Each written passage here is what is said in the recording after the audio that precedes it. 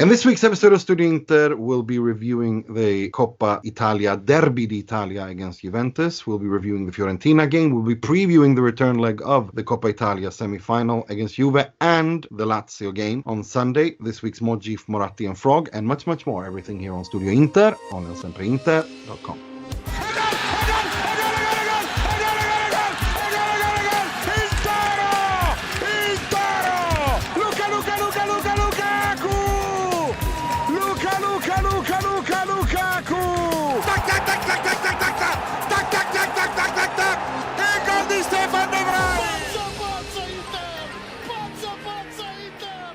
Benvenuti, bentornati to another edition of Studio Inter. I'm your host Nima Ruzzari, wishing you welcome to an episode where we are a little bit confused, and I'll get to why we're confused in a little bit. But before we get to all of that, let me introduce my panelist, our good friend from Miami. He has his own radio show.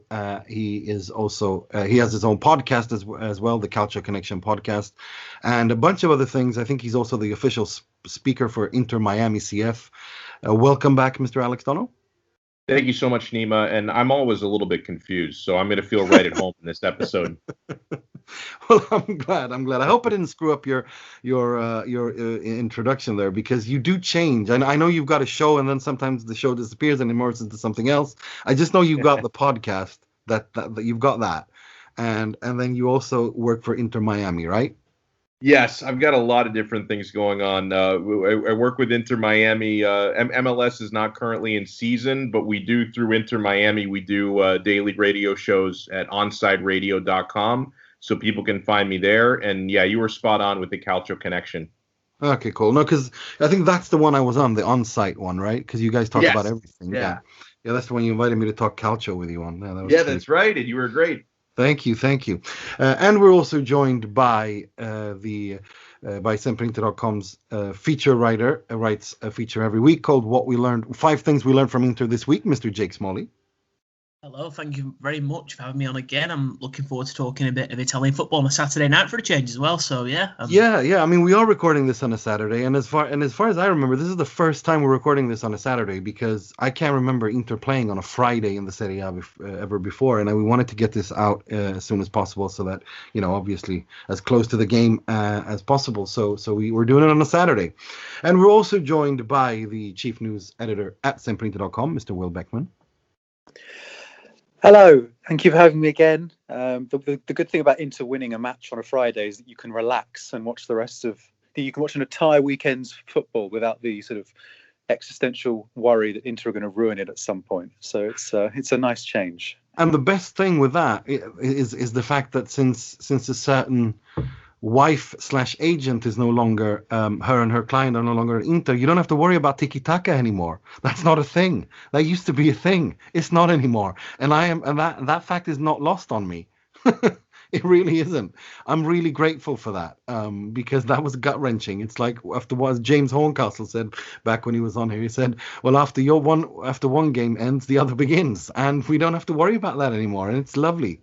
So I mean, let's get into it, because it's a lot. There's a lot of things happening at Inter right now, and let's start with the Coppa Italia game, a game where I think Inter, looking back throughout the entire game from start to finish, it was a game Inter played really, really well. It was a game that Inter pretty much dominated for large stretches, and to be honest, probably a game that, if it wasn't for individual errors with Ashley Young and Samir Handanovic, and if you want Alessandro Bastoni, we'll get into that. This is a game Inter should have comfortably won, and would have comfortably won if it had not been for those two situations. Do you agree with that assessment, Alex? Yeah, 1,000%. And I think that the way that went down, it's a reminder that you make any errors against a team with the quality of a Juventus. I mean, you saw the way that Cristiano Ronaldo was able to take advantage of the, Handanovic / Bastoni error and, put it in the net from a very difficult angle. I mean, the finish was very well done there. And you just realize that, even if you approach the match properly, you control the match, you create more chances, that against a team like Juve. And it's why even a couple weeks ago when they seemed down and out, I've never counted them out of the Scudetto race. I know this is Coppa Italia, but I think that the quality still applies here. The argument still applies here that's a team that can make you pay for any mistake that you make. And so, overall, I was certainly not down and out about the way that Inter approached the match or the way that they played the match. I'm certainly thankful that if you're going to split your first two meetings with Juve in a season, you'd win the Serie A match and lose the Coppa Italia match. I think that's the preferred way I would script that, given how important the Scudetto race is for Inter this year. But we talked about this in our episode a week ago, and I think most of us on the panel, I think Will, or it might have been Mo who differed on this, most of us were expecting sort of a lower scoring, cagey affair, maybe a 0-0 or a 1-0 going either direction. So I think the 2-1 result was a little bit surprising to me. I wouldn't have predicted that heading into the match. And now, heading into the second leg, I'm not even sure if I were Conte. Now, Conte doesn't think like me all the time, but I probably wouldn't necessarily put out my best starting 11 for the return leg, considering what you have coming up in Serie A, because giving up those 2 away goals, I think, could be really costly for Inter. For sure. I couldn't agree more. I mean, for me, the tie is essentially over, because even Inter have to score 2 goals minimum against Juve. And if you go to the Allianz Stadium against the Juventus, who will just wait for Inter to open up and hurt them. So for me, the tie is virtually over. I don't see how Inter, unless they pull out something really, truly remarkable out of the hat, I don't see how Inter can possibly go through. But it doesn't really matter. I mean, I tweeted out that just send the Primavera, because, given what happened in the semifinal, I couldn't care less, because the focus has to be on the Serie A, especially that Inter have never, are top of the Serie A when we're recording this, before, obviously Crotone are going to play Milan, who have a game in hand. But this is the best chance Inter have had in a decade in winning the Serie A. And to me, it's a no-brainer. The Coppa Italia is like, whatever. It was nice to beat Milan, and had they not done that nonsense, Handanovic and Ashley Young, then this we could have talked about it. But now, I think after the first leg, the focus surely has to be in the Serie A. But I want to hear what you guys think of the game. Starting with you, Will. What's your assessment of what Alex and I have said about the game? Or where do you stand on that? No, substantially, I agree. I mean, we shot ourselves in the foot, didn't we? Started the game really well, did the hard bit, got the opening goal. And at that point, I thought the game would be sort of tactically very suited to us, just like it was in the first game in the league, when we got the lead and built on it and created loads of chances. But unfortunately, we had 2 of these disastrous Inter-esque errors in the can this time. And that really changed the game. I don't think if we hadn't gifted Juventus those 2 goals that they would have scored twice. That's a real shame. And it took me back to last year's semi-final, where we conceded a stupid goal that cost us in the second leg against Napoli, with a counter-attack from our own corner that ended up costing us the final in a game that we were dominating. So it was kind of similar in that sense, and it raises questions maybe about our ability to manage these do-or-die matches. Obviously, we did beat Juventus in the league, but that wasn't necessarily a do-or-die match, because it was a league game. And I thought it was very disappointing. I don't think it's completely over yet, and I certainly do not agree with either of you about the theory that we should be sending a weakened team to Turin. That's the last thing I'd be doing. I think this is still possible while we're not favourites. I think Juventus are capable of losing 2-0 to us. They've already done it this season, and we know that home advantage isn't really such a thing anymore with fans not being there. But the game itself, I agree. I think, I do think that actually for half an hour or so after Juventus got that second goal, they looked fairly comfortable. I think that we sort of again showcased how dependent we are on Lukaku, because it was much trickier to get the ball up the pitch, especially without Hakimi there as well. And I think that meant that Juventus could control us a lot more easily. They were able to commit more men forward and press a bit higher than they did in the first game. And for until sort of the hour mark, we didn't really create anything. But then in the last half an hour, I think we still had more than enough chances to get at least a draw. I think if Hakimi had been playing, he would have scored the chance that Darmian had, and had Lukaku been playing, he would have scored the chance that Sanchez had. But they weren't playing, so there you go. So yeah, disappointing. What's the famous saying? If ifs and buts were. Yeah. Or my favorite saying: if my grandmother had testicles, she'd be my grandfather. But it is what it is. But having I want to hear what you think, Jake, about the game, and also where do you stand? Because I want to move to this because Alex and I have already said that we think Inter should prioritize the Serie A, and Will disagrees.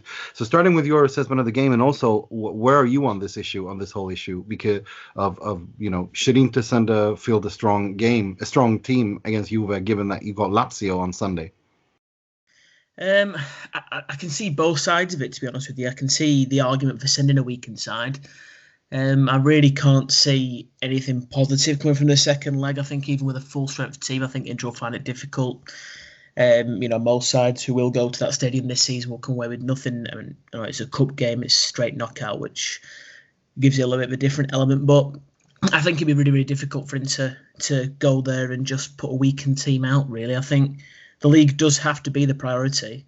But ultimately, if there's a chance of winning a little bit of silverware, a slight chance, very slim chance, I think it's all well and good sending a strong side just to give it a go. It's straight knockout, anything can happen. And I think it's important to give a really good showing in the Coppa Italia as well. I think winning that will relieve a little bit of pressure on management. I think it might potentially aid a sale if we're looking at sales. I know that might be clutching at straws a little bit. Excuse me.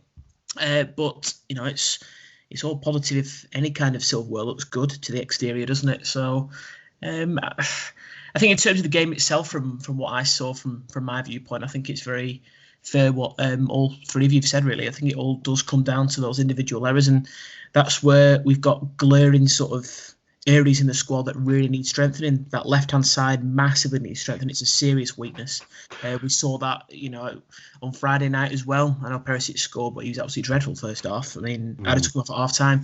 And the goalkeeper as well. Again, I know he made 2 good saves on Friday night, but he's a scarecrow at the moment. So it doesn't surprise me at all where those sort of errors came from, and it just highlights me more and more that they're the players that need replacing. How that's going to be done, given the financial situation that we may potentially be finding ourselves in, I don't know. But overall, I think they are better off putting a strong team out for the second leg. You never know what might happen. I'm not holding too much hope. I just think Juventus have got that DNA on these type of games to sort of get through. But and I do see what you both say, Nima and Alex as well. We send in a weakened team. I can understand that, but I'm with Will on this one. Well, I mean, look, I given the Lazio, Lazio are in ridiculous form. I think they're the most informed team in the Serie A, 5-6 straight wins, undefeated in 7 games. They play tomorrow, and they probably will win that game as well. They play an awful Cagliari. So they'll go into that Inter game full of confidence, 6 wins in a row, 7 wins in a row. And I think you want to have rested, fresh players. I don't want it to be a situation where Inter come to that game tired, having played extra time on a Tuesday, even though it's 5 days left. I mean, it's just, for me, the focus has to be the Serie A, because if things are looking grim and bleak for Inter off the pitch, you don't want to even think about the what will happen if Inter miss top 4 next season. I mean, I don't even want to think about it, because it won't allow me to sleep at night. So for me, it has to be. I mean, I wouldn't do anything. I wouldn't criticize Conte at all if he were to send the Primavera to Turin, to be honest. I mean, I wouldn't hold anything against him there, because it's just, I know he won't, because it's not in his character, but I really think that the Serie A has to be the focus. But having said that, to be honest, on the other side, to your point and Will's point, this is the last game of this period where Inter play 2 games a week. After that, it literally is once a week. So they should be able to manage that. And it's a Tuesday and a Sunday. We've got 5 days in between, so it shouldn't be too bad. I'm just worried about injuries more than anything, and Lukaku, because he's so imperative to how Inter play. Well, Sanchez and Vidal will get a rest anyway, so because they're suspended. So I think you said it there, Nima. The gap, it's not like Thursday to Sunday; it's Tuesday to Sunday. Yeah, and as you said, this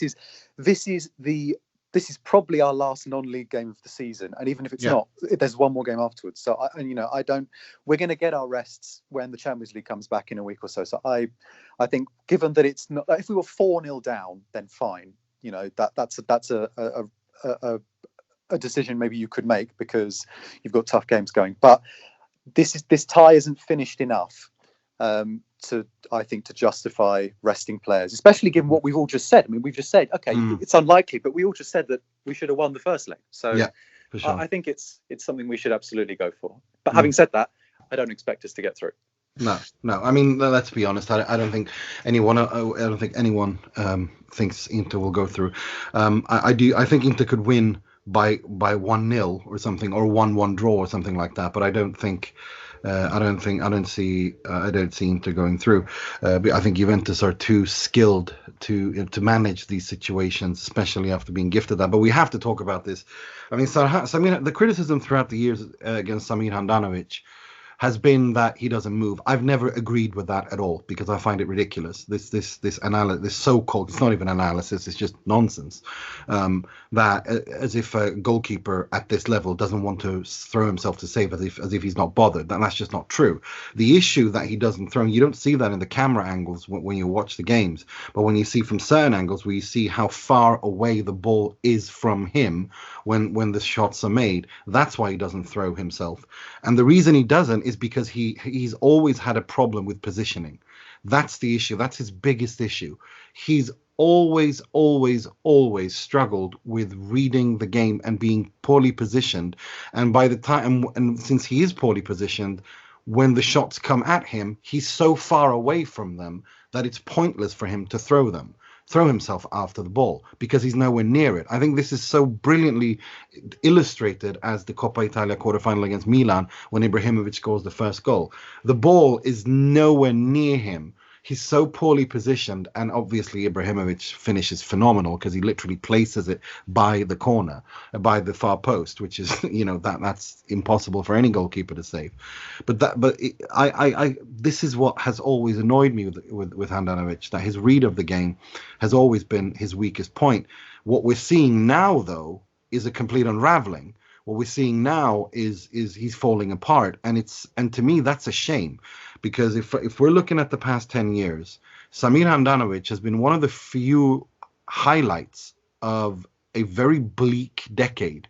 He's saved Inter more times than not, and what's happening now is ruining his legacy. The errors he's making these past two seasons it's so clear that he's so past his best that it's sad. It makes me sad to see this, because he's ruining his legacy, and I can't blame him for it.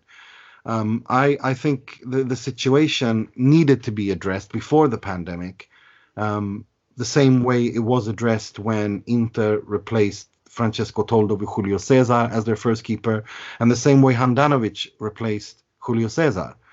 They should have done this 2 years ago. The goalkeeping position is such an important position to get right that you need a little bit of time to school whoever comes in afterwards into the role. Inter waited too long, and they have to address it now in the summer. There's no ifs, ands, or buts anymore. It has to be done, and it makes me sad. Again, it makes me so sad because Handanovic has been such a good goalkeeper overall these past 10 years, and it's just it's depressing to see what's happening right now, because it is complete free fall.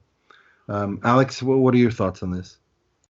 Yeah, and I think what you said about his positioning, which is something he's never been great at, as you're alluding to, it gets magnified so much more, because when you do start to get older, on into your late 30s like he is now, you start to naturally lose your reflexes and your speed, because Handanovic used to be able to correct the positioning with the cat-like reflexes, and exactly. It's why he was able to make so many great saves over the years, even if he may have been, a few inches off the spot he should be, and unfortunately now in his advanced age, he's no longer able to correct that. It's a shame that this is such a precipitous drop now for him, because over the past couple of seasons, I think he's made some really good improvements with the ball at his feet. I think he's become much better with his distribution over the last couple of years. So it's been nice to see that improvement. Obviously, he does commit errors even in that regard every now and again as well. But overall, he's become better in that department. And I couldn't agree more about the club's lack of planning. It's something I've been saying over the past couple of seasons, because this assumption that they've seemingly made that, prior, because now we're really seeing the drop this season, but the assumption that they made essentially was Handanovic was going to be world class until he was 40 is essentially the assumption that they were making.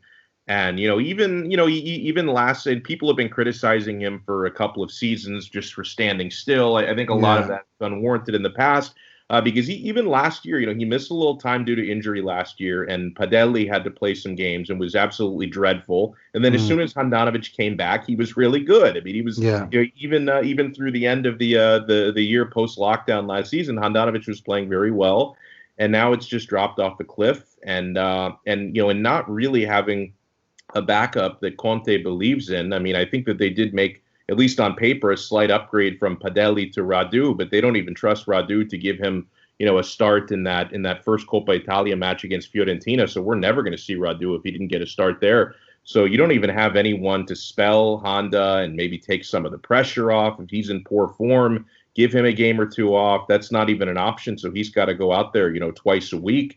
And it's been really, really tough. And honestly, we're going to look back. If Inter don't win the Scudetto this season, he's not going to be the only reason, but you will certainly look back at some of his errors and some of the points that he's cost Inter already, and who knows how many he might cost them from here on out. And you're going to say, I wonder what might have been if they had a more reliable keeper, if maybe we'd be talking about a Scudetto, if not for a handful of points dropped directly because of the goalkeeper. Yeah, for sure. That's a really good point. But another player that is so way past his sell-by date, he belongs in the Museum of Natural History, is Ashley Young. I mean, this is he was brought in about a year ago to a year and a half ago to just act as a cover or backup or whatever it was. But this is not that the error he made. I mean, that penalty, there was the thing that annoys me the most is that Bernardeschi's cross was closer to hitting it was going into Rose Ed. Yeah. It was closer to hitting the Panini lady outside the stadium than it was to going to Quadra. There was no need for him to do that. And it was absolutely clear. The infringement was solare, as the Italians say, and I expect more of someone of his quality to do that, especially with Cuadrado, who everybody knows he doesn't exactly need a lot of help to tumble over in the penalty area. So it's just, to me, it just frustrated me so much, and it was unnecessary. More than anything, it was unnecessary. So I hope I hope Handanovic and Ashley Young and some other players are being phased out, because they are liabilities, they are risks every time they step out on the pitch. Let's just talk about the upcoming game. We've kind of already done. I mean, just quickly do a prediction. I'm going to say 1-1. I think 1-1. Lukaku will score 1, and I think Moratti will score 1, and you will go through to the final. What about you, Jake? I think I'll agree with you on that one. I think 1-1. I think Inter will score first. They'll huff and they'll puff for sort of 60-odd minutes of the game. Look like they might have a chance, and then Juve will just sort of do what they do and stamp on our dreams, and 1-1. What about you, Will? Yeah, I think, look, if we only have to win by a scoreline that's not 1-0. So if you put it like that, then it's not like impossible. I can see a 2-1, for instance, and I know you don't want extra time, but I don't think it's not out of the realms of possibility that we can still salvage this. But fundamentally, no. I think a 1-1 is quite a realistic scoreline. The issue here is that in order knowing that we have to score 2 goals, we're going to have to take some risks at some point, and if Juventus get space, that's going to play into their hands. So I do find it difficult, because I think tactically it will suit them. So I hope maybe they can restore one of our howlers from Tuesday, and we can be even like that. But no, I think I've got 1-1 as well, because that's we don't take our chances, and that's it'll probably be a 1-1 draw where we miss chances, and we're having the same conversations as we've been having pretty much for the last 6 months. What about you, Alex? Where are you on the 1-1 train? Part of Will's analysis is actually why my prediction is a little bit more dire, and I can get away with this today since Mo is not part of the podcast. I never want to sound negative if I'm on the same pod with Mo, but I'm actually going to predict a 2-1 loss, and it's going to be because it's going to be 1-1, I think, in the final 10 or 15 minutes, and then Inter will probably, play a little bit too high up, maybe overextend to get the second goal, and Juve is going to get us on the counter. That's why I'm thinking a 2-1 loss. I think Juve is going to get a late 85th, 88-minute type of strike. For sure. I think but so in that as well. But in that scenario, if it's 1-1, we're all saying then it's going to be in the balance right to the end, despite the fact that none of us think we're going through. Because if it's 1-1, we're a goal from extra time. Yeah, that's true. Yeah, I think it's going to be tight. I don't think it's going to be embarrassing. No. Okay, well then, let's go for it. Let's play, everyone. Let's do it. Right. Let's talk about the Fiorentina game, because it was a game where Inter, the first half, Fiorentina played against Inter the way all teams of that quality do against Inter, the same way Udinese and Sampdoria played against Inter, by shrinking, by defending deep, 2 lines, shrinking space in the middle, and not conceding anything to Inter, and obviously having a goalkeeper in Dragovski who made absolutely magical save. He is a good keeper, and he has made quite a few magical saves in the Serie A. But I mean, it was classic. You could say, James Horncastle, a good friend of the show, he tweeted out that in the highlights reel of great saves this season, it's only going to be finishes from Inter. Goalkeepers saving shots from Inter. And I mean, Juan Musso a few weeks back, Dragovski now, Consigli is always fantastic. So, but something gave, and it was Nicolo Barella. The only reason Inter won that game is because Nicolo Barella, we're watching him explode and develop game by game into a world-class player. And that goal was, bend it like Barella. That's all I got to say. It was absolutely fantastic. I'm running out of superlatives for this guy. He's so good. I remember having this conversation with friends that summer when he arrived.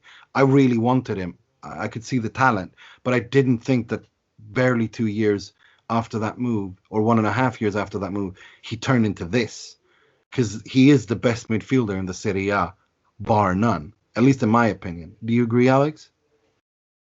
Yeah, he's really shown his class. I mean, I can remember one of the big concerns. I wasn't as concerned about this as some, because I saw a few really good strikes from him when he was playing with the national team, even before he arrived at Inter. But one of the things people had a concern with when Inter first signed him was, he doesn't score enough. He doesn't offer enough of the threat in the attack. And he's really proven a lot of people wrong from that aspect. The consistency for me is big. I think that the big factor to me that separates really good midfielders from world-class midfielders is your ability to put that in a bottle and provide that sort of quality once a week or twice a week when you talk about condensed seasons and Champions League and all that. And Barella has become really a certainty for Inter. The work rate is through the roof. He's got an extra lung. He never stops running. He never seems to get tired. He's pretty consistent when it comes to not getting injured. He's aggressive, but not necessarily overly aggressive. He'll serve some suspensions for yellows every now and then, but he doesn't make a habit of getting sent off. He's really a godsend. I don't know, it goes without saying. I'm not reinventing the wheel when I say this, but I don't know where Inter would be points-wise without him, because he's really been incredible. Undoubtedly, and he really does, for us a little bit older Interisti. This guy's got Nicola Berti written all over him, the way he 100%. It's just, he really is his heir. It's Nicola Berti's heir. They weren't that similar, maybe in terms of maybe the tactical and technical stuff. Berti didn't have a shot on him the same way that or the same way that Barella does. He was much more of like an explosive player in a way, and much more, had a bit more flair. Barella's everywhere and does everything. He's not good in the air. That's the only thing he's not good at, even though his mother wanted him to be a basketball player, given the fact, which is kind of hilarious given that he's so short. Which he revealed, I think it was a couple of weeks ago. Other than that, he doesn't have any weaknesses. Will, what do you take away from the Fiorentina game? Are you also as in awe of the Barella show, or do you see that win down to something else? No, I mean Barella was the best player on the pitch, and he scored the goal that changed the game. So no, I think it's fair enough. I agree with you that I had doubts when he turned up, because I think in his last season at Cagliari he'd only scored one goal in the whole season, despite appearing in every match. But his goal contributions have shot up. I mean, there was a stat that we were featuring on the website the other day that, or even after that match on Friday, he's been involved in 8 goals this season. Between 3 goals and 5 assists, which is already a new record for him in a league campaign, and we've still got 17 games left. So this is an explosion. Funnily enough, he's also been involved in all 3 goals we've scored against Juventus this season, because he scored 1 and assisted 2. So he's doing it in the big games as well. I mean, I'm looking forward to him getting booked against Lazio, missing the derby, but that's another matter. We'll come to that maybe later. I think in terms of his all-round performance, there's nothing really that I can add. He said it himself after the match against Fiorentina. He said, "This is the best period of my career." If he can improve with his head, as Christian Stellini said in his press conference, then the sky's the limit. I mean, he's been linked already to certain clubs around Europe. I'm sure there'll be offers coming in the summer, and I just hope that they're all moved away and told to bleep off, because this is the kind of midfielder that we had in, I'm going to throw out another name, Stankovic from 10 years ago. And actually there was another comparison that was thrown to Stellini last night. That was Conte himself, which is also an interesting comparison, because obviously, and I think that is probably part of why he's developed. So I mean, for all his flaws, and we know that, Conte is probably the perfect manager for someone like Barella, because the team is set up to play perfectly for him. So in terms of recruitment, I think that was a perfect signing, and we are reaping the benefits of a perfect sort of union between coach and player, because what better role could Conte be suited to coaching than the one that he's played himself for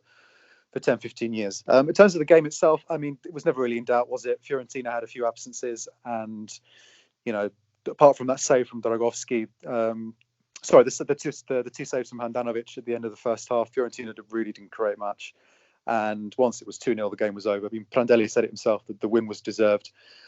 Just on Dragowski, by the way, I also saw a tweet last night that was interesting. Somebody said, this is how any random interview with a goalkeeper goes in Italy these days. Their first question is, tell us about the best save of your career. And he starts, well, I remember that we were playing against Inter, ... because it's always us. But no, the only other thing I would say about that match yesterday was that Hakimi is the only defender in Europe's top 5 leagues that's been involved in 10 goals this season, and he was again sensational. So for sure. I mean, Will, anytime I try to flex that stat, all the Milanisti come back at me and say, "Well, he's a midfielder. It's a 3-5-2 that doesn't count as a defender." So I can never win that argument. Yeah, but then they say that. But then you don't need to win that argument. Yeah, but then they fought Theo Hernandez, who's also it's ridiculous, because the modern game is, these guys are wing backs. They do everything, and Hakimi for sure is a wing back. Theo plays more officially as a fullback, but he acts like a wing back. Absolutely. It's people don't always understand the game when they say stupid things, and they do quite often. So let's leave that as it is. But I mean, Jake, you wrote in your piece that we published today on the site Saturday that Achraf Hakimi and Nicolo Barella are unsellable, and I couldn't agree with you more on that. Those two have to stay. I don't care who the owner is. You cannot sell those two. Right? No, absolutely no chance. I think the financial situation of the club might potentially hinder them in the quest to keep hold of both of those players. But for me, I don't know how you guys feel, but Barella's the next captain of this club. In my eyes, I think his mentality is something that Inter lack in their DNA almost. It's nothing really phases him. Every game, it's always 100%. He comes out in big moments, and I thought yesterday was a really perfect example of that. I think the game was in the balance a little bit. Fiorentina having a little bit of possession in Inter's half, and then he produces a real moment of quality. And almost from that moment, bar Handanovic's double save, the game was in Inter's hands. That's all because of a brilliant piece of quality from Barella. And I've been looking through Twitter today and last night, seeing all those pictures of Hakimi just leaving fullbacks for dust. I mean, the one on Hernandez is probably my favourite one because, for obvious reasons. But he defines that position differently to almost any other player that plays in that role. In world football, I'd argue. I know people listen to that, but I don't see anybody who's a better wing back on the right hand side than Hakimi. He's got everything. He's basically an attacker that can defend. He's the most athletic player I think I've seen in almost the entire time I've been watching football. He's crazy in that role. He's a winger, a fullback, and he scores goals as well. Inter have got an absolute gem in him. Like no other team can compete with a player like that, and they've got to keep hold of him. Absolutely, it's like Dani Alves at his peak, isn't it? He's just like a gazelle. Yeah, I'd agree with that. Yeah, his movement is so easy, and he can come into midfield. I was watching Manchester City destroy Chelsea a few weeks ago, and I was just thinking that finally, after 2.5 years, I don't have to feel sad watching João Cancelo play for another club because we've got an upgrade now. Finally got that position sorted. For sure. Let's move on to the Lazio game because now it's getting interesting. Inter have gotten through the Benevento and Fiorentina games. These 2 weeks these 2 upcoming weeks is where it's at. First, it's Lazio, the most informed team in the Serie A, and then it's the derby, and it's going to be quite a derby. And this is what I'm worried about. Bastoni, Brozovic, and Barella all 1 yellow card away from missing the derby, from missing a match. And I don't know. This is Lazio. You can't rest players. So what do you do here? I mean, this is why I wanted them to take a yellow card, against Benevento or even Fiorentina or something. Just to have them in the derby because I think Lazio will want to attack and win that game because now with Roma losing today against Juve, they're really back in the race for that top 4 spot, and they will really need to win. So I don't know. I'm arguing this with myself back and forth, and I don't know where I stand on this, but I just. The idea that Inter go into a derby without Bastoni, Barella, and Brozovic, which could actually happen. Barella, Bastoni, and Brozovic, it scares me. It just makes me. It really is. Let me put it to you this way: if all 3 of them, or 1 or 3 of them misses, it's Milan's year, right? I mean, it's just accepted. That's what the universe is trying to tell us, that Milan are going to win the Scudetto, because that means we play them severely weakened in both times when we play them in the Serie A, right? Alex, what do you think? 3 derbies, 3 Kollarovs. Sorry. Yeah. Sorry, what was that? 3 derbies. Well, I was just going to say 3 derbies, 3 Kollarovs. You're going to start all 3 derbies. Sorry. Which would guarantee more goals from Ibra. Like, there's no... if Kolarov is starting again, Ibra gets at least 1 more goal, maybe 2, assuming he doesn't get sent off again. I mean, for Lazio, what you say about suspensions is true, but this is too important and too difficult of a match to really take that in consideration. You have to start your strongest 11, and you just have to hope and pray that they avoid those yellow cards, because Lazio are going to be a very tough test. We're recording this before their match with Cagliari. I expect that's going to be a victory for Lazio, which means they'd be coming into this one on 6 straight league wins, hottest team in Serie A when it comes to current form, if, of course, they don't suffer some disaster against Cagliari. So if anyone listens to this on Monday, please know I don't know the result of that game at the time when I say this. The great matchups, obviously, both excellent midfields. You would love to see Barella really on point because that Milinkovic-Savic and Luis Alberto are going to have a lot for Inter, that's for sure. And I think that on the right wing backs for both clubs, there are opportunities to be had. We know what Hakimi can do on Inter's right side. We know what Lazzari can do, on the right for Lazio. Ciro Immobile, absolutely lethal. You could see him getting a goal in this game, no matter what the outcome is. If it's 2-1 Inter, you could see Ciro getting the goal for Lazio. Nima, I could see really any outcome happening in this game. Nothing would surprise me. I think it's going to be close. I don't think either team, wins it in a track meet. I think it's going to be either a 1-goal game for either side or maybe a 1-1 draw. that seems to be a pretty popular result lately when Inter go up against Lazio. And this is going to go a long, long way into deciding Inter's chances at a Scudetto, not to mention Lazio's chances at top four, because with such a tight top four race this season, every point is so important for Lazio, the same way every point is so important for Inter. So, and both of these teams really do such a good job, absorbing pressure, giving up the ball, and hitting on the counter. So I think that the way these teams approach it, who's more aggressive and who plays higher up the pitch, I think is going to be pretty fascinating, because both of these teams have similar strengths. For sure. They really do. And I mean, my love of, and my absolute infatuation and in love of Simone Inzaghi has not gone anyone past who follows me on social media or listens to this podcast. I really, really rate this man. I think he's done an absolutely fantastic job as coach of Lazio at Lazio under very difficult circumstances, and the way he develops players. I think he's probably the most underrated coach in the Serie A, and I think that he can match Antonio Conte, and I think he has in the past. And they, if they come in with, fully fit without any suspensions and injury, their first team is very good. Ciro Immobile was the most prolific goal scorer in Europe last season. You have a Milinkovic-Savic, Luis Alberto, Lazzari. They have a fantastic defense in Acerbi, and now this is a good team. This is a good team, and they will match Inter toe for toe, and I'm really looking forward to see that midfield battle, because Barella, Vidal, and Brozovic are almost certainly going to play, and they're going to play against that Lazio midfield, and it's going to be really interesting to see who comes out on top there. That's what I'm looking forward the most to. What do you think, Jake? What do you see when you think about the Lazio game? What are you expecting? I think it'd be a really, really tough game. I think, going off the obvious, they are definitely the best team in the league in terms of form at the moment, and I think that added extra is having those players on bookings. I think it is quite scary.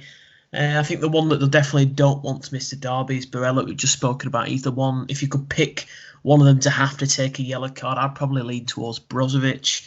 I know that might seem controversial to some, but simply we can't replace Barella if he gets a yellow card in the derby. And I don't trust Kolarov for obvious reasons, given that Zlatan seems to have some sort of hold over him, like he does with most people. But it'll be a really, really difficult game. And I think some of the things that you touch on there about Lazio are definitely worth mentioning. And I think they deserve a lot of praise for the fact that such a side with a lack of resources compared to some of the teams that are fighting for the top four at the moment. And the manager's done an absolutely outstanding job. He came into the club off the back of the sort of Bielsa farce, when he left after, less than 2 weeks. And, he's managed to galvanise a squad that's cost him very little money. And Ciro Immobile, he's something one of the best strikers in the world. His goal scoring output's phenomenal. And I was really impressed with them watching against Atalanta. I know Atalanta have been a little bit hit and miss this season. There's a few bits, going on behind the scenes, but they were playing really well going into that. They dispatched Milan pretty easy, and Lazio did a job on them last week, and they were really, really strong. It looks as if that sort of turgid spell they had at the start of the season's definitely over now, and it'll be a really, really tough game for Inter. It's just really, really typical of Inter to see that they have such a typical, fixture run going into such a key part of the season, yet Milan have basically got nobody over the next few weeks. Crotone, I'm speaking before the game is played, and then is it Spezia, isn't it, the game after? Yeah, so they play Spezia, but then they have the derby and then they have Roma, so Inter have to win the derby. They've no choice. It's must win. So the thought of having any key players missing for that game is frightening. And you mentioned it last time we were on the pod, Nima, it's almost written that Milan are just getting every little piece of luck at the moment. Everything seems to be going their way. It'd just be so typical that Inter are missing 2 or 3 of those players. Milan win the game, and then what do we do then? Yeah, that's it. Then that's it, isn't it? But let's talk about the Lazio game. I'm keen to hear what battles are you looking forward to the most. I mean, for me, it's going to be the midfield battle of Milinkovic-Savic and Luis Alberto versus Barella and Brozovic. What about you, Will? What are you looking forward to in that game? What's going to be key to win? Well, Lukaku and Acerbi will be a fun match. Acerbi is, I think if you are going to pick a weakness in Lazio's team, I think the defenders either side of Acerbi are not as dependable as him, but he will be the one tasked with marking Lukaku. So whether he can keep him at arm's length, that'll be interesting. I think Hakimi can get some joy with Marusic as well, who's a very interesting player, but he's not really defensive minded and can be a problem. Obviously, Nerazzurri is less of a fun prospect on the other side against either Perisic or Young, given what we've just been saying, and potentially. Oh no, not Kolarov, sorry, because Bastoni can't be suspended for that game. So yeah, those two. But as you said, the midfield is really interesting. We've criticised this Inter team in the past for not being able to control big games, and it wouldn't really surprise me if we saw something reasonably similar in this match, because I think honestly Lazio have the best midfield in Serie A not in terms of depth, but in terms of the first 11. Certainly the most complete midfield. But when you threw out the suggestion earlier that Barella was the best midfielder in Serie A, I was trying to think who I would have up against him, and Luis Alberto was the first name that I thought of. Paolo Condò said a few weeks ago that he has two violins for feet, which I think was a very nice way of putting it. So, yeah, their first 11 is fantastic.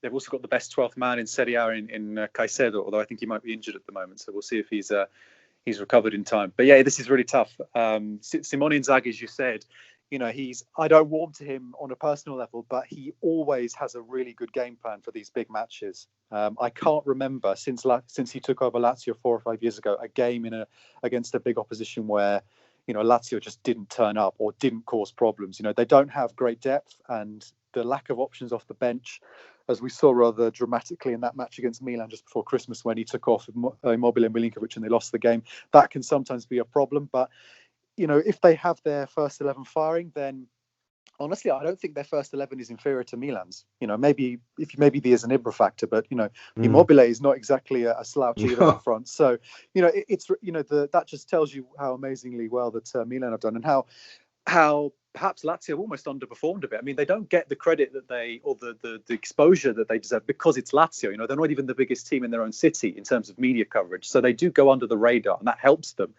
But in a one-off match, they are. I don't think this match if you take out the sort of derby element, if you talk just about the players, this match is no less difficult than the Milan game. They're both on the same level of difficulty. So I think if we get 4 points from these two games, I think that's a good result, no matter what happens in other matches. Because if we've got the tough games now, then there'll be a period later in the season when Milan have the tough matches. So I think this is going to be really, really tough. Lazio have been they lost a lot of points in sort of November, December because they were tied out by the Champions League. They're not used to doing that. No. And they dropped a lot of points against teams that they should beat because they were probably a bit distracted. Teams were tied out from the Champions League. Since the Champions League has gone away, you've seen they've won 5 in a row. 6, so it could be that with this Bayern Munich tie coming up, they fall away again. But right now, they are probably the most difficult team to play. So I agree. I think this will be really tight. I have got a feeling that we might win it, but I don't think it's going to be fun. No, for sure. What about a predict? I mean, personally, I think it's going to, for me, this is a 1-0 win for Lazio or Inter. I can't decide who, but I'm getting one of the other. Like it's not going to be a goal fest like the one where Spalletti, I think it was Spalletti coaching Inter, where Inter went to Rome in a rain during a storm pretty much. And I think they won 3-4-0 or something. Yeah, 3-0. 3-0, yeah. There was another goal fest we had under Spalletti against Lazio. I don't know if you remember that particular match. May 2018. Yeah, I thought you were going to say that. That was no. I'm talking about blowout wins. I mean that game, the last of the game, and that was insane. That game, De Vrij, and in fact, we were outplayed for 70 minutes. If you want to talk about Simone Inzaghi's preparation of big games, that was Inter were lucky in that game. Yeah, I don't care what we were hammered for 70 minutes. We were hammered, exactly. I mean, that was, I think that's maybe one thing that Inzaghi sometimes he does. His substitutions in big matches aren't always the most effective, and I think on that day as well that may have been a problem. But he hasn't got much to work with. So exactly. Allegri was always seen as the best tactical manager, in-game manager in Serie A. But when he was at Juventus, he had like the Harlem Globetrotters on his bench. So it's always a bit of one column, bit of the other. So yeah, exactly. I'm going to say I'm 1-0 either way. I can't decide which way. What about you, Will? Just quickly predicting for that game. I've got 2-1. I don't have scorers, but I think a 2-1 with a late winner, and I'd be delighted for that. Oh my God! If Inter win against Lazio, it's game on, for sure. Alex? I'm going to go 1-0 for Inter. I'll give it to Lukaku. I think it's going to be a very tight game, and it's not going to be fun, like Will said, but I'm going to give the edge to Inter. Jake? Well, since Mo isn't here, we've got to keep up the positivity, haven't we? So, 2-1. 2-1 Inter win. Nice one. It's going to be a nice Valentine's Day for everyone. Oh yeah, it's February 14th. 14th, isn't it? Yeah. Right. Let's move on to the part of the show where we pay tribute, rip the piss out of, and criticize someone or something heavily in the world of football, starting with the negativity, which we presented by Mr. Alex Donno.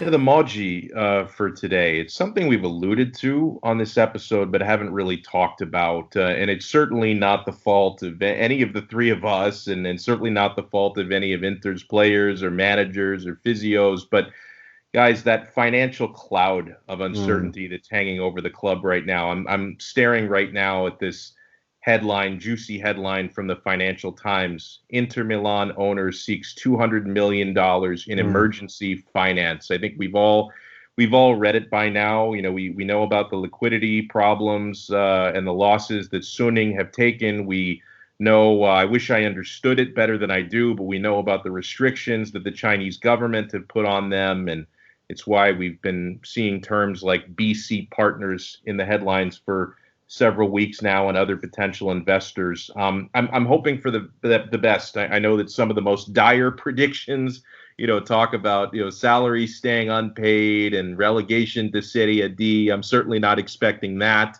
I'm also not expecting any investor to come in like a white knight who just saves the club and they end up signing Messi and investing hundreds of millions of euros in the next transfer window. My hope would be that some sort of financial stability is found very soon, because I think the last thing we want, Nima, and you and I have talked a lot about this. No, we don't expect Inter to go bankrupt or anything like that. But the last thing we would want is to see the complete death of the sporting project and to have to slip back into a banter era. So I'm hoping that some kind of a financial infusion or some sort of an answer is coming soon, because the cloud of uncertainty hanging over the club's finances, it's something I've lost some sleep over the past week, I will admit. Absolutely. And I want to, Suning, everybody who's listened to this show will know where I stand on the Suning. I think Suning have been the best thing to happen to Inter since the treble, what they've done to the club in terms of investment, in terms of professionality, to help it grow, all of that. Everything has been phenomenal. But now they are a liability, because the way this is, every single day it's a new headline. Yesterday, some sort of record was broken when, in the middle of an Inter game, news broke that Suning, that the Serie A have discontinued Suning's rights to show the Serie A in China because of outstanding payments. Because Suning, obviously, the PPTV, the company they own, has the rights to the Serie A, and they've not paid the Serie A for the rights, and so the Serie A, just like the Premier League did with them, discontinued their rights to show the Serie A in China. That came in the middle of the game against Inter. That's when that broke, and that's got to be some sort of new record of negativity and or news surrounding Inter breaking in the middle of a game. I mean, this is gonna get worse and worse, and they have to sort this situation out sooner rather than later. And they're not talking right now, which makes it worse. And when Marotta goes out and says what he said yesterday about, these are situations that are above our pay grade, all we have to do is to maintain calm, that's easier said than done. And Suning are not, they've gone from being Inter's biggest strength to being a liability, and it hurts me to say that, but that's just how it is right now. And I just hope the situation is resolved, hopefully with Suning staying on. That's all I can say. Right, let's move on to... Please read the site, because we are churning out those articles. Oh, God, yeah. I was going to say... I was going to say, For sure. I was going to say, I think that our coverage on that has been fantastic. I don't want to blow our own horn. I'll say this is I don't write for the site, but I read the site daily. SempreInter has been a godsend for me because I'm getting several updates on this per day, and I need it. I am a junkie for Inter news, and everyone on the site is doing a great job. Thanks, Alex. Really appreciate it. We had a game on Friday, and I was working for 2 hours on Friday morning before the words Fiorentina or Antonio Conte appeared in one of our articles. Exactly. It was all about the club situation, and we just have to hope that Conte and Moratti can keep isolating the team from these issues, because it can easily derail a season, and we wouldn't want that. Yeah. Let's move on to something much more comical. This week's Frog, which will be presented by Mr. William Beckman. Clamoroso autogol di Ranocchia. Not like me to lower the tone, but I'm going to do so. This week's Frog is a man called Bobby Bullock, I believe is the pronunciation of his name. You may have seen him rise to fame on social media this week. He was a commentator for a Scottish Premiership club, Hamilton Academical, and he unfortunately lost his job this week for what the club themselves described as, let me just get the quote, a very poor attempt at humour. It's hilarious. That's all I got to say. Yeah, well, you like toilet humour, don't you, Nima? So Hamilton have their own TV channel, and their commentators were commentating on their match on Wednesday against Ross County. And obviously this is a very important service for supporters because they can't go to the ground at the moment. So these in-house TV channels are really earning their corn at the moment. But by the way, first of all, before I get to the rain incident, this commentator, he missed the start of this match because he thought that Hamilton were playing away from home in this match. And when Hamilton when they do their home games, they're at the ground. But when they do their away games, they commentate the matches from a studio, which is right next to Ibrox, Rangers' stadium. So he actually missed the first 10 minutes of this match because he had driven to the wrong place to commentate the game. So already his evening was a bit of a problem before anything else happened. So eventually he turned up, and then at the start of the second half, it looked as if he'd missed this game. He missed the start of the second half as well. But as it turned out, he'd forgotten to turn his mic on for the start of the second half. But after a few minutes, they realised that he'd forgotten to turn his mic on. But he decided to come up with an alternative excuse for why he hadn't been seemingly commentating for the first few minutes. And he said that he'd went away for a jobby. And if you're not familiar with it, a jobby is not something untoward. It's actually Scottish slang for number two, essentially. It's not the other thing you might have thought it might be. That would have been even better. He added that, he added that it was just a wee poop and that he had to squeeze quite a bit. That was his excuse for missing the first few minutes of the second half. This is out on Twitter, and I urge you all to listen to it. There's a video. I retweeted it naturally because I love Scotland generally, and Scottish football is amazing. And I don't love toilet humor. I love Scottish toilet humor. There's a distinction there.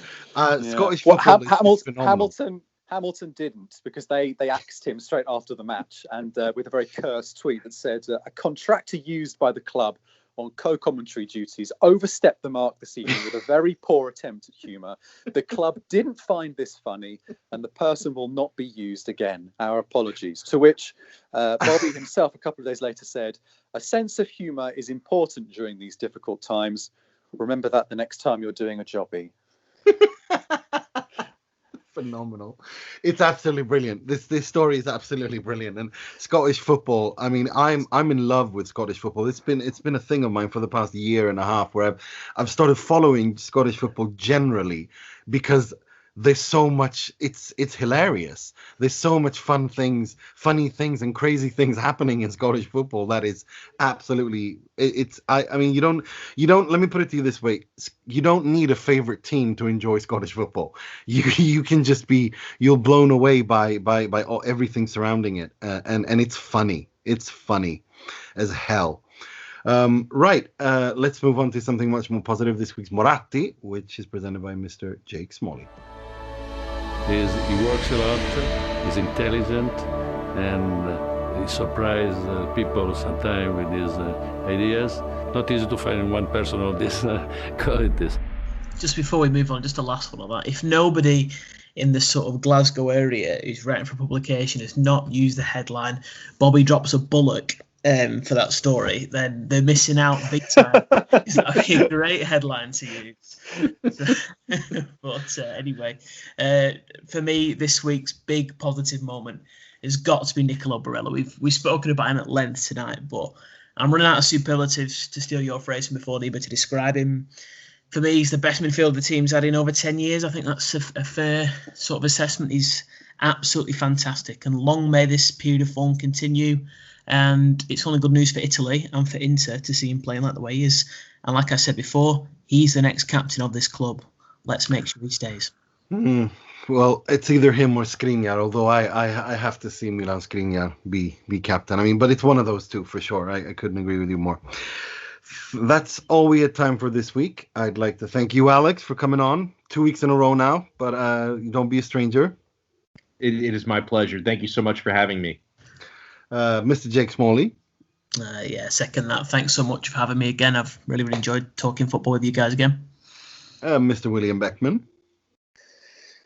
Thank you, friends. I hope we were positive enough for you, listener, despite Mo's absence. It felt like it. So, and absolutely. Keep reading about BC Partners and Bain Capital and EQT and all that, because there's a lot going on. So it certainly is. It certainly is. And as always, I'm your host, Nima Tavalli, wishing you health, stay safe, listen to your authorities, local authorities.